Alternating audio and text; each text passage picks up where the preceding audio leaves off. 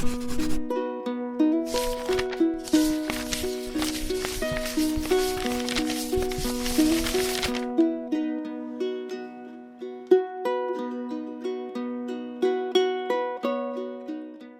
name Joseph in Hebrew means may God increase or may God give growth.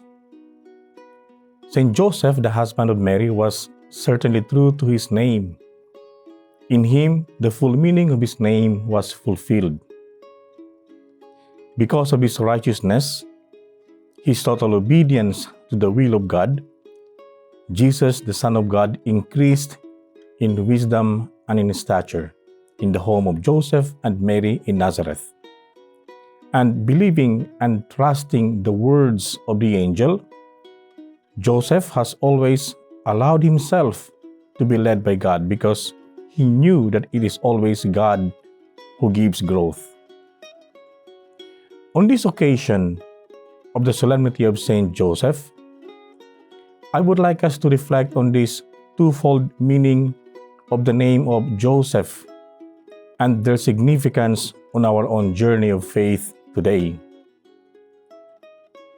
Joseph means may God increase or may God grow.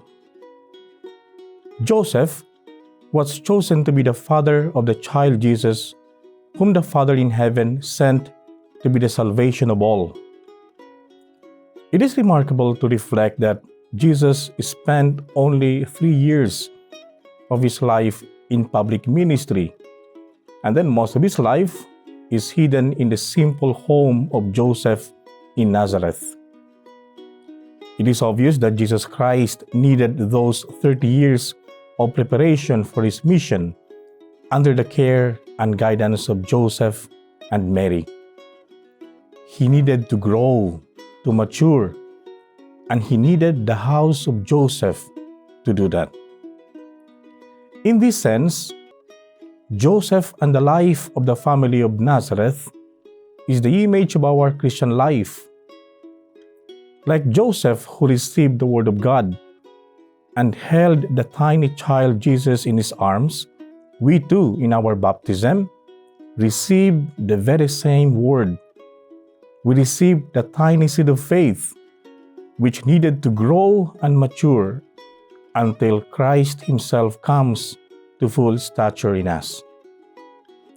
Jesus Christ needs to grow and increase in us until we are able to say, like St. Paul, "It is no longer I who lives in me, it is Christ who lives in me."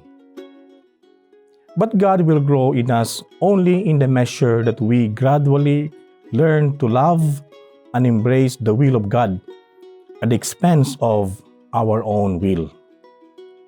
Here we can understand what John the Baptist said in reference to Christ when he said, "He must increase, I must decrease." This growth or increase of God in us, however, doesn't necessarily mean that the total eclipse or annihilation of our being as person. Quite the contrary. As a matter of fact, it is only when God is with us that we are able to reach our full potential. It is only then that we can be truly happy. The Second Vatican Council affirmed, and I quote, "It is only in Jesus Christ, the Son of God made man, does the mystery of man take on light." End of quote. Just as Saint Joseph nourished and protected Jesus in his home to prepare him for his mission, so we also need to nourish and protect our faith so that Jesus Christ may grow and mature in us.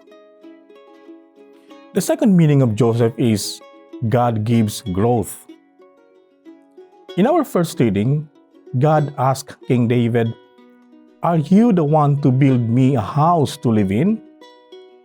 "The Lord will make you a house," he said to David. If you look at the whole history of salvation, it was always God who takes the initiative. It was always God who does everything well. It was God who leads his people. All is given to them and to us. It is God who gives growth. No doubt, Saint Joseph was quite a capable man. Not only was he a just and devout man, but he was a man full of skills and talents. To be a carpenter in his days means that he was what we can call today a jack of all trade. In other words, he can handle himself quite well. In fact, he was wise enough to have found a reasonable solution out of his predicament when he found out Mary was pregnant. But Joseph did not only trust and rely on his own strength.